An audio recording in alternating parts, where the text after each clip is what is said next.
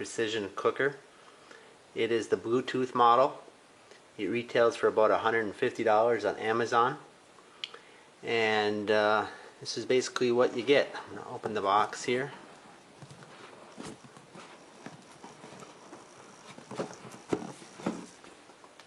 Okay, gives you a little introduction here on the future of cooking. It gives you just a little quick start guide, and here's the cooker. So let's take it out of the box. Oops. Set the box aside. And this is what it is. So here's the power cord. This is the mount for mounting it to the pot or the container that you're going to cook in. I'll go over that in a minute. And very nice. I mean, it feels like a pretty good solid unit. It doesn't feel cheap in any way. It feels really like a good quality, you know, appliance for your kitchen. So let me get a pot ready, and I'll show you how to mount it and how to connect it to your phone, because again, this is the Bluetooth model that will connect to your phone. Okay, I got a pot of water here, as you can see. You can fill it up, I don't know, around 2.5 to 6.5 inches deep of water. You want to make sure that you're within the min. There's a min setting here and a max line on the cooker. You want to make sure your water level through the entire cooking process stays within that range. You don't want it to get below the minimum range. So I got the pot here with water in it. First thing I'm going to do is I'm going to take this mount. I'm going to loosen up this thumb screw, and I'm going to put it on the pot and then tighten it back up.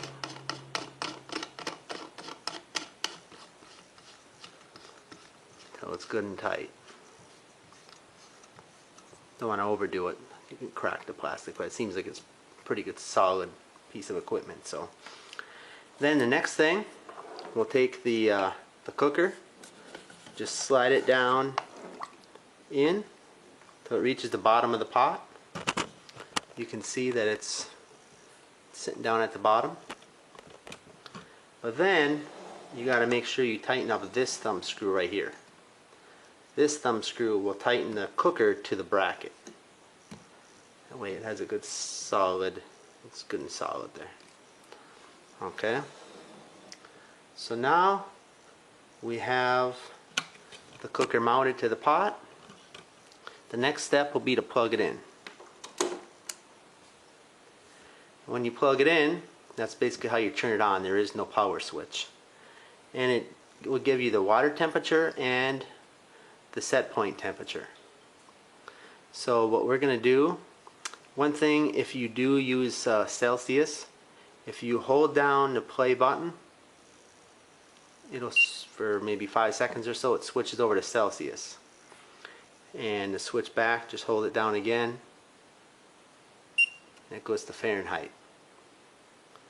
So the next step that I'm going to show you is how to pair it with your phone. Okay, so the next step in order to pair it with your phone is first download the app. It's called Anova. So I downloaded that from the Play Store. It's also available in the Apple App Store if you have an iPhone.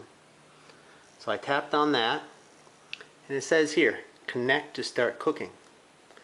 So you have to go and tap on that blue bar, and now it's looking for the cooker. So then on the cooker, just go ahead and tap on that Bluetooth button, a little touchpad, and it's searching, and it found it. It says, is this your Anova? Obviously it is. Temperatures match, and this is the only Anova around, so I'll go ahead and click the yes, tap on the yes button, and now it's connected. It's prompting you to buy additional accessories, not interested. Click skip. And now, this is the home page. If you come down here and click start cooking, this is the screen, shows you your temperature. You can set your temperature from here. You can set a timer from here. You can start the device from here. Or you can do all those things right from the cooker itself. You can scroll this wheel here. It changes the temperature. Let's say we wanted 150. You just go down to 150 and you would simply push the start button. If you look down, you can see the water is moving around because it has a heating element and a circulator to help circulate the water. Now if we go back up, we can see the temperature starting to increase. Now at any given point, if we want to stop it, we can stop it on the device by pushing the play pause button, or we can come back to the app and click stop cooking. Are you sure? Yes. It should stop the cooker. So there, it stopped the cooker. You can also start the cooking from here. You can set the temperature like I said. Click on that. Set it to say 140. Click set temp. And then it should update on the cooker within a few seconds. There. Now it says 140. Here's where you set the timer. Say you want it to cook for 1 hour. And then click set timer. And now you see the timer is set.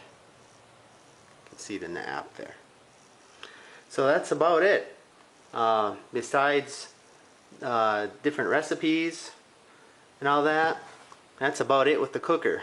The next thing I'll show you, I guess, will just be how to basically prepare your food in the Ziploc bag. Just basically how to get the air out of the bag. I'll do a quick demo on how to do that. Okay, now I'm going to go over how to prepare your food for cooking. One thing that you can use is a vacuum sealer.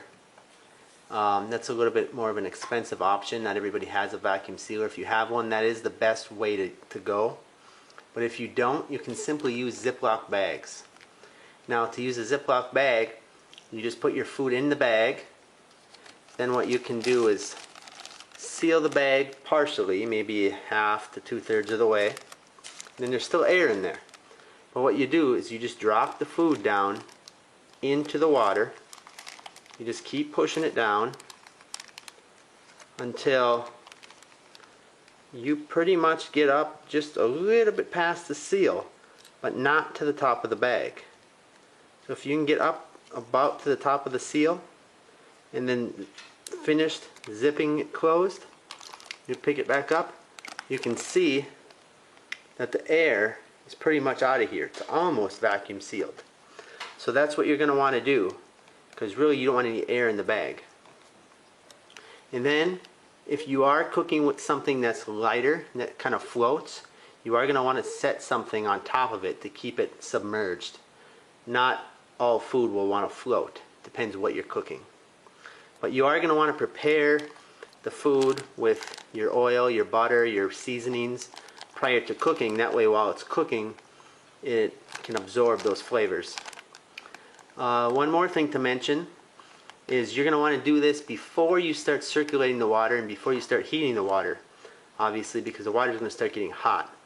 So what I would do is I would do this, then start the cooker circulating and warming. So once you have that, you set the timer, let it run till the end based on your recipe.